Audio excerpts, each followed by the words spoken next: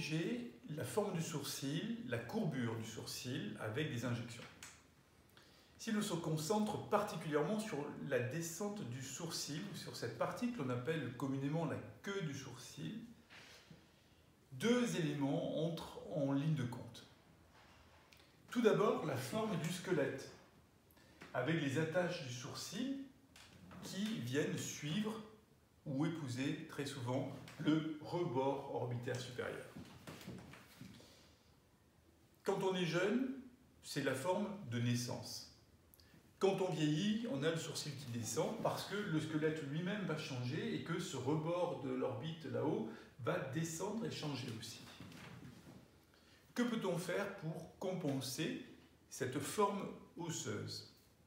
Un sourcil plus haut signifie un rebord osseux plus haut, une console osseuse qui tient le sourcil plus haut. Si l'on est insuffisant, on vient faire une injection d'acide hyaluronique ici pour recréer ce rebord osseux, pour lui donner plus d'importance et regalber le sourcil.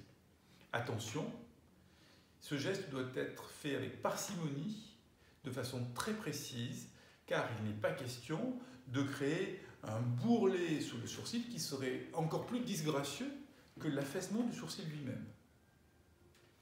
C'est une injection que l'on peut faire en même temps qu'une injection de Botox dans le muscle de la patte doigt qui lui-même tire le sourcil vers le bas pour accentuer l'effet d'ouverture du regard créé par le Botox. C'est donc complémentaire. Botox ici, point de fixation plus haute pour le sourcil avec de l'acide hyaluronique. Enfin, ce geste qui doit être précis ne peut corriger qu'une légère inflexion. Quand on veut véritablement changer la courbure du sourcil ou le regalber dans sa totalité et vraiment le fixer très haut, il faudra passer à une technique plus invasive. Certains mettent des fils. À titre personnel, pour le sourcil, je ne suis pas très favorable, car c'est une solution qui est temporaire, et le fil vient s'opposer au mouvement du front et du sourcil, et cela est un petit peu, entre guillemets, contre nature. Ou alors, une chirurgie de repositionnement du sourcil, qu'elle se fasse par une petite cicatrice ici, comme une paupière supérieure, où on vient par en dessous remonter le sourcil, ou alors par une endoscopie frontotemporale, deux petites cicatrices là, avec une caméra, et qui permet là de remonter la totalité de la courbure du sourcil, de la modifier et d'ouvrir le regard.